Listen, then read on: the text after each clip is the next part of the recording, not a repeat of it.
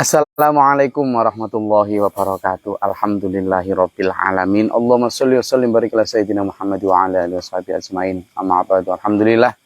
Puji syukur kehadirat Allah Subhanahu wa taala pada malam hari ini kita dibersamakan dalam keadaan sehat walafiat. Salam dari Denpasar untuk dulurku semua dimanapun berada. Kali ini kita akan membahas antara pelaku dan perilaku.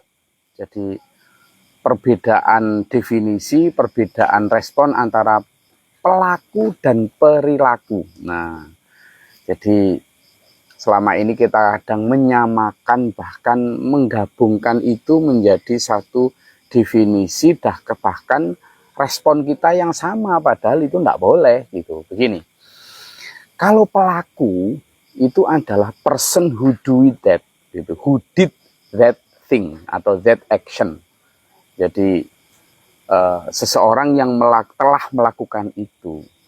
Sementara perilaku adalah what happen atau sesuatu yang telah terjadi yang dilakukan oleh somebody, oleh seseorang.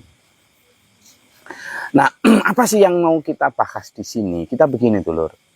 Pada saat kita melihat orang lain salah atau dosa, pada saat kita melihat orang lain berperilaku buruk, kita itu cenderung melihat ini menjadi satu kesatuan, sehingga yang kita benci, yang kita jauhi itu bukan perilakunya, tetapi pelakunya. Nah, maka sekarang ayo kita mulai itu. Begini, kalau selama ini kita malah dua kesalahan yang kita lakukan.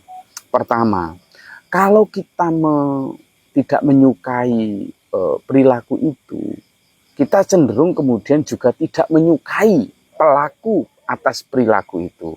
Tetapi sebaliknya juga, kesalahan kedua, ada orang yang kemudian karena menyukai pelakunya itu, lalu dia juga sekaligus menyukai perilakunya itu. Nah, ini dua-duanya salah kaprah. Begitu loh. Maka kita harus mulai membedakan.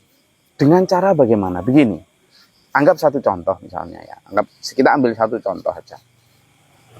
Dulu ketika saya masih kecil, itu orang yang melakukan bisnis prostitusi, yang melakukan perilaku menjual diri, itu disebut, maaf pelacur. Dan pelacur ini ada semacam stigmatisasi bahwa ini adalah profesi atau sesuatu yang dilakukan oleh. Nah, kemudian makin ke sini ada sebutan yang lebih halus, yakni disebut wanita tunasusila. Yang namanya tuna itu adalah tidak punya atau tidak memiliki. Biasanya kalau tunawisma berarti tidak punya rumah. Tunawicara berarti tidak bisa bicara. Tunarungu berarti tidak bisa mendengar. Tunasusila berarti tidak punya susila. Itu cap yang diberikan oleh masyarakat, sehingga dulunya pelacur itu cap yang begitu rendah, lalu kemudian agaknya namanya wanita tunasusila, itu juga cap yang benar-benar membuat orang sangat menghindari itu. Tetapi semakin ke sini diberi cap lagi yang lebih halus, yakni pekerja seks komersial. That's okay, itu hak setiap orang untuk memberi satu cap itu. Tetapi yang perlu kita ingat begini, kita ini kalau ketika kita misalnya ingin menghaluskan itu, kita sebenarnya tidak perlu menghaluskan perilakunya. Kalau kita ingin menghormati atau menyayangi atau ingin menyelamatkan pelaku dari perilaku pelacuran, maka kita harus tetap konsisten pada pertama, perilaku itu tetap harus ada stigma, perilakunya loh ya. Perilaku itu harus ada stigma bahwa itu memang tidak boleh. Sementara pelakunya tetap harus kita hormati bahwa siapapun yang melakukan perilaku jelek, itu selama dia masih hidup, dia masih punya kesempatan baik. Jangan dihina. Tetapi yang perilakunya tetap harus bukan abu-abu. Nah, yang takutnya itu kita adalah sekarang ini, kita ada di posisi di bawah ke in between atau mudzabdzabina baina dzalik. Akhirnya apa? generasi kita, masyarakat kita tidak bisa dan tidak diberi kesempatan untuk melihat mana sih yang baik, mana sih yang buruk. Nah, ini berbahaya. Gitu. Jadi saya ingin membedakan itu. Kadang sampai bagaimana agar sebuah perilaku itu baik, tampak baik, padahal niatnya memang baik itu loh. Niatnya memang baik. Jangan membenci si A si B yang melakukan kejahatan. Saya sepakat. Saya sepakat. Tetapi kita harus membenci perilakunya itu. Nah, ini seringkali dicampur. Ketika seseorang membenci perilaku itu, dia sekaligus membenci pelaku. Padahal jangan begitu. Bencilah perilakunya, tapi jangan benci pelakunya. Sebaliknya, ada orang yang sayang pada pelakunya, tapi kemudian terjerumus pada sayang juga pada perilakunya. Sehingga dicarikan justifikasi atau pembenar-pembenar yang membenarkan perilaku tersebut. Saya khawatirnya nanti, kalau itu yang kita lakukan, banyak ekses yang kemudian muncul adalah perilaku-perilaku yang memang sebenarnya tidak baik, baik dari kacamata norma agama, norma masyarakat, atau norma positif, hukum positif, nanti akan tampak baik karena apa? Karena kita ingin apa? Menutupi atau kita ingin menyelamatkan si pelaku. Padahal caranya bukan begitu. Gitu. Ada satu pertanyaan pada saat saya membahas ini di sebuah kajian. Pertanyaan itu begini. Gus, terus gimana Gus? Kalau memang ada yang pelaku yang melakukan perilaku keburukan tadi, bukankah kita juga kadang untuk menegaskan itu kadang perlu kita hukum gitu? Masih ingat bahasan kita kemarin tentang ciri manusia mulia? Manusia mulia itu adalah manusia yang bedanya dengan binatang adalah satu diantaranya adalah manusia itu ketika diingat ketika menerima pelajaran itu cukup dengan peringatan lisan atau tulisan. Don't do that, do not enter, jangan masuk. Sudah, dengan tulisan itu manusia mulia nggak masuk.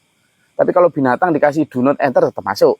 Nah, akhirnya ketika manusia jangan membunuh. Ketika dia membunuh, akhirnya tetap harus kemudian dihukum bunuh. Kalau nyamuk kan memang ditulisi jangan dibunuh ya tetap akan gigit membahas. Nah, kita ini ketika ingin memisahkan perilaku dan pelaku, kadang memang harus dengan cara begitu. Dengan cara apa? Dihukum. Hukuman ini sebenarnya bukan melakukan stigmatisasi atau mencap jelek sama orang, bukan. Tetapi ada dua. Pertama, terhadap yang sedang melakukan perilaku jahat, itu kita tambahkan, kamu itu sudah tak kasih tahu jangan melakukan itu, tapi masih melakukan itu. Kalau gitu kamu tak ceples. Sudah, kamu lepas dari perilaku itu. Perilaku itu jelek. Nah, kita harus melakukan stigmatisasi terhadap perilaku, tapi terhadap pelaku jangan. Yang kedua adalah agar orang lain yang melihat si ini dihukum, itu agar jangan dekat-dekat dengan perilaku tadi. Nah, ini penting, gitu loh. Maka dulurku semua, dimanapun saya pakai filosofi yang diajarkan abi saya bahwa ketika melihat orang lain salah dan dosa, itu seperti melihat anak kecil yang kejegur sumur. Jangan dilempari batu. Tolong. Atau seperti melihat rumah kecil terbakar. Rumah yang terbakar. Jangan disiram bensin tapi siram air. Atau seperti melihat burung kecil yang dicengkeram kucing. Jangan kucing yang deret-deret tapi burungnya yang dipukul biar lepas dan bebas. Manusia salah dan dosa itu perilakunya yang jelek. Setannya yang jelek. Manusianya ini tetap punya kesempatan baik. Kalau gitu lepaskan dia. Biar terpisah, lakukan stigmatisasi, cap jelek terhadap perilaku itu, ya toh, tapi kemudian tetap muliakan pelaku itu. Nah, gitu loh. Sehingga apa? Ini harus segera dipisahkan. Kalau kita ingin memang menghormati, menyelamatkan, menyayangi sang pelaku, segeralah ajak dia keluar dari perilaku tersebut. Jangan malah begini. Kalau kita sayang terhadap pelaku ini, lalu kita bikin dia nyaman dengan perilaku itu.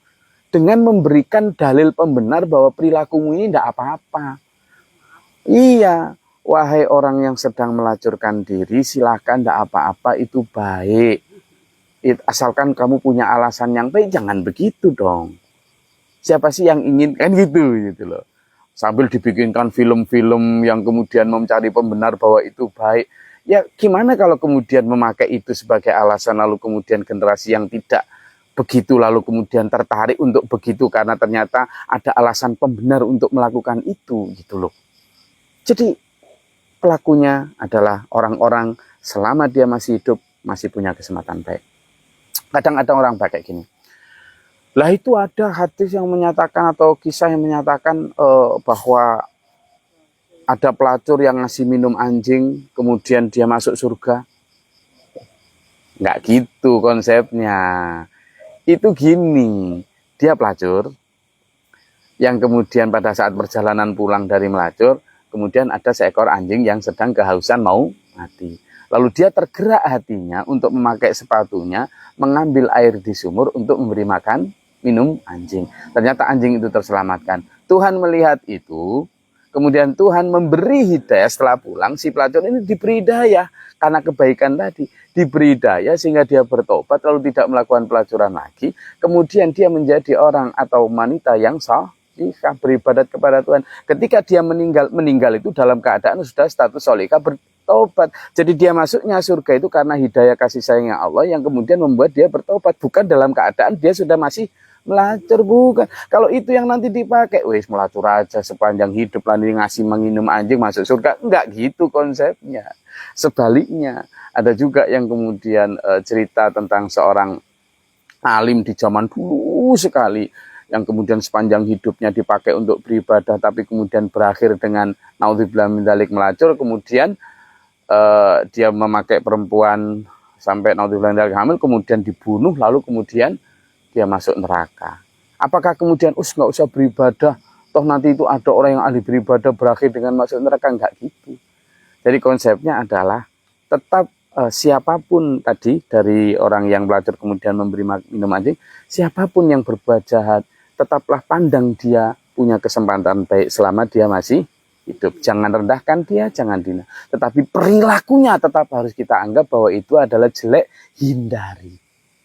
Jangan pernah mencari pembenar atas perilaku itu, tapi lakukan menyelamatkan agar si pelaku ini menjadi benar.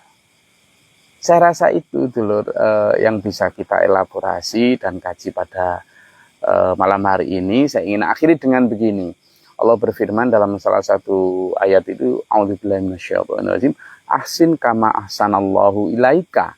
Berbuat baiklah kamu kepada sesama seperti Allah telah berbuat baik kepadamu. Ya, Nabi Muhammad SAW itu waktu periode Mekah itu hampir tiap hari dicari sama Umar bin Khattab ketika Umar bin Khattab belum masuk Islam, mau bunuh Nabi Muhammad SAW. Tapi kasih sayang Rasulullah Muhammad SAW mendoakan Umar bin Khattab ini. Akhirnya oleh Allah diberi. Akhirnya Umar bin Khattab masuk Islam dan bahkan menjadi pembela utama Rasulullah SAW. Demikian pula Khalid bin Walid. Khalid bin Walid itu adalah panglima perang kaum musyrikin yang mengalahkan Nabi Muhammad SAW di perang Uhud dan membunuh hampir 70 kaum muslimin di perang Uhud. Tetapi apa yang dilakukan Rasulullah mendoakan dia. Jadi membenci perilakunya tapi tidak membenci pelakunya. Dengan itu kemudian Allah memberikan hidayah kepada Khalid bin Walid. Dan kemudian Khalid bin Walid menjadi panglima perang Islam yang tidak pernah kalah di medan pertempuran sampai akhir hayatnya. Nah ini konsep yang harus kita bangun bersama. Insya Allah dengan begitu kita tidak akan mudah membenci orang. Tapi kita tetap harus tegas mengatakan, ya, don't do that. Jangan melakukan perilaku itu. Jadi jangan pernah melakukan upaya untuk mencari pembenar atas perilaku. Tapi kita harus yang perlu lakukan adalah upaya untuk mengeluarkan pelaku dari perilaku itu. Terima kasih. Sampai ketemu pekan depan. Semoga bermanfaat dan berfaedah. Bila taufiq wal hidayah. Wassalamualaikum warahmatullahi wabarakatuh.